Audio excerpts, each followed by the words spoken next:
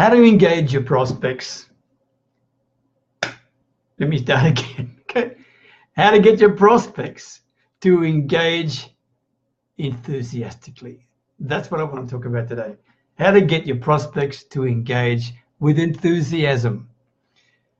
We've all had our share of fast talking, smooth talking, egotistical people who will promise you the world, okay, and deliver all sorts of rubbish to you in terms of the way that they approach us. I mean, they're online right now, there are some classic cases of people who really are going about their sales approaches in all the wrong way. Excuse me. My name is Peter Beckett. I'm the village marketer, and as always, talking to you from a little Thai village way up near the Cambodian border. Let me welcome Isan. Good to see you. Thank you very much for joining. Jackie, good to see you too. And Jim Thomas, Dennis, Andrew, thanks, mate. Lynette, Paul Baltus. Thank you very much, everybody. Apologies for yesterday. I wasn't feeling very well, okay? I'll deliver for you today. Promise you, okay? So, this is the issue. Many of us, thank you very much. Happy Father's Day to you too, Paul Baltus. This is the Pearl. Lovely to see you too. Good to see Kiwis in the house, even though they're not in Kiwi land anymore. Okay, key issue. In order to get prospects to engage with you, you've got to stop doing what most people are doing right now. And what most people are doing, I'm not saying the people watching this, right? But what most people are doing is they are pitching. Okay, they're starting every sales conversation with a pitch. Stupid. Most people will realize that, but many people forget. This is really crazy stuff to do that, right? And by the way, if you really want people to engage with you, if you really want them to engage, then you need to do something completely different. For example, and I used to make this mistake too. I used to say to potential prospects, I'd like to talk with you to find out more about your business. That was the line I used. Okay, I'd like to talk to you to find out more about your business. When's a good time for us to meet? I can tell you that's heading for a rejection. Truly, why would a prospect in their right mind want to talk to someone they don't even know about their business? Think about that. Because they can see a sales approach coming a mile away. They'll be bored out of their brains doing that, right? They're not interested in that. You've got to get them engaged in some other way completely. So if you're using this a lot to talk to you to find out more about your business so I can help you, first of all, they're not interested. Secondly, they don't believe you can help them anyway because they don't trust you, okay? The skepticism alive and well online, okay? Marky Davis, thanks for joining. Bill Pickett, good to see you too, mate. And Steve, thank you, Steve. I'll talk to you later. So the challenge is this. How in the heck do you get a prospect to engage with you if they're skeptical, if they don't know you, if they don't like you, if they don't trust you, okay? How do you do that? This is what I do. Share with you. Does it work? Absolutely, it works. What you've got to do is get them engaged with you before you even talk about their business opportunity. And here's how I go about it. And by the way, food for thought here. I don't want to offend anybody, but for some network marketers and some cryptocurrency traders and dealers, you people approach especially prospective customers with a religious zeal and fervor that drives us crazy.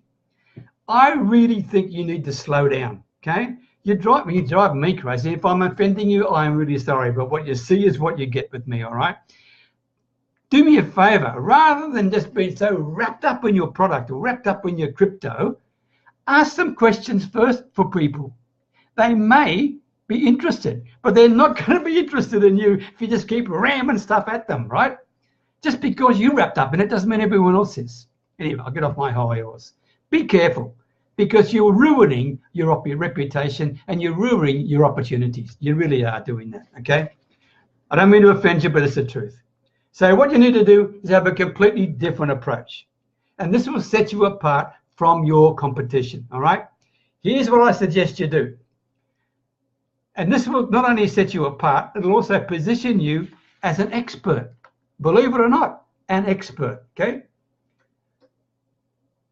Say to these people, I'd like to share some ideas with you that are happening in the industry that are impacting on other small businesses or whatever they are, whatever your target market is, small businesses or businesses like yours.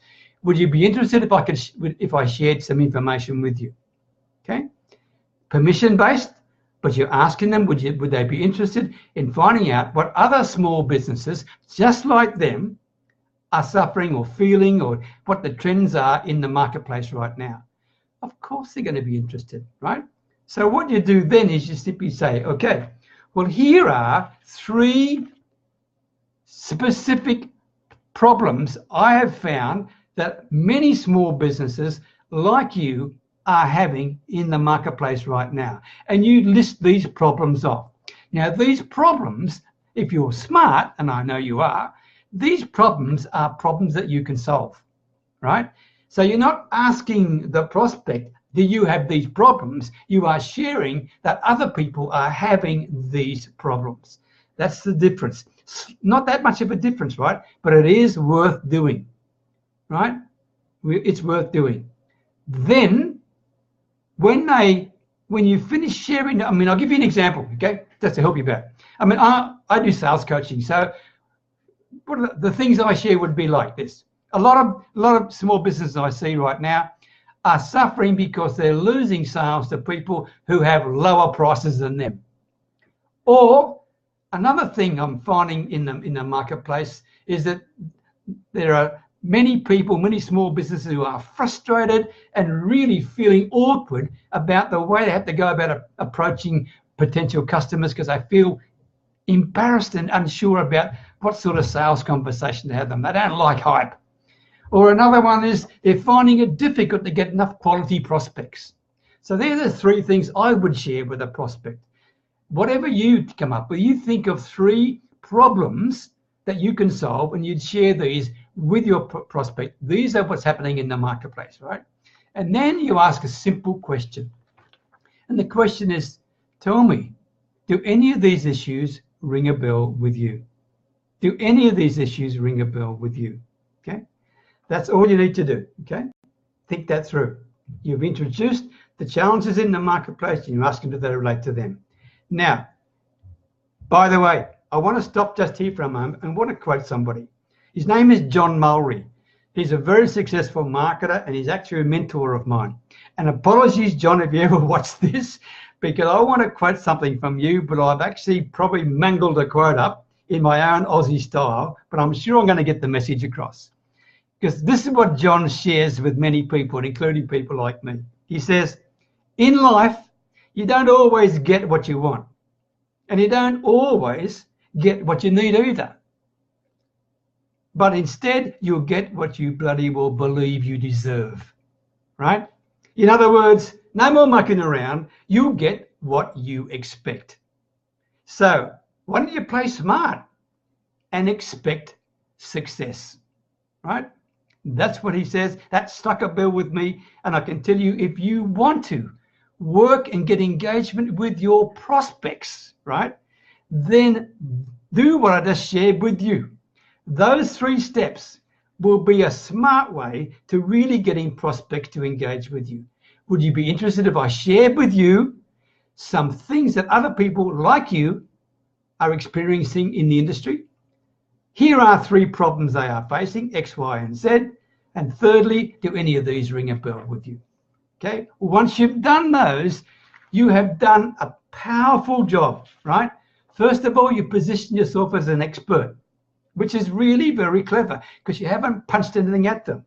Secondly, you're going to get them engaged in the conversation because once you've said which one of these relates to you, and you can guarantee at least one of them, if not all 3, will relate to them, okay? Then you can have a sales conversation with them based on the challenges that they've got, okay? So instead of asking them straight out up front, you've built them into the conversation. I hope you can see where I'm coming from. It's a subtle difference, but it's extremely important, and it's very, very effective, all right? So by doing it this way, 1, your prospect sees you as an expert. 2, you're going to really engage your potential customer, right? You really will. And 3, you can then take your prospect on a sales conversation that's powerful, built on the challenges that they've got. So there you go. If you achieve those three things, you're well on your way to having a very effective sales conversation with every prospect you ever come across. Now you know the best way to get your prospects engaged with you. Okay, that's my share with you today. Susan, good to see you. Alzira, thank you. Cobus, thank you from South Africa. Good to see you. So, call to action time. Always call to action, right? If you want some help with your sales conversation, how to do it in a stress-free fashion, right? None of this hypey rubbish, right? Then reach out to me. Send me a personal message, okay? It's free to talk, okay? And let's talk about some down-to-earth free ways that you can actually talk about building some conversations with your prospects. In the meantime, I hope you found that of help, and I do appreciate you sharing your time with me. I know everybody's busy these days, even on Sunday morning or afternoon or evening, whatever it is with you. Thank you again for sharing. Hope you found some value. Best wishes for Thailand, and talk to you again in the very near future. Okay, bye for now.